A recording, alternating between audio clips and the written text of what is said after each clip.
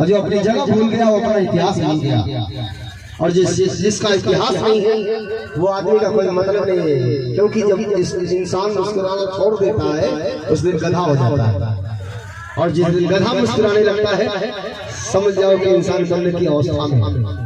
इसलिए मैं चाहूंगा अपने इतिहास को आप नहीं जानेंगे तो कोई दूसरा व्यक्ति आपके इतिहास को बताएगा नहीं, क्योंकि आज का नेट का जमाना है, किताब का जमाना है, शिक्षित आदमी का जमाना है। और जो अपना इतिहास नहीं समझता वो अपना इतिहास कभी जिंदगी में अपने परिवार के माध्यम से पा नहीं पाएगा, और जब तक आप कोशिश नहीं करेंगे, क्योंकि अनपढ़ आदमी भी आजकल व्हाट्सएप चला रहे हैं।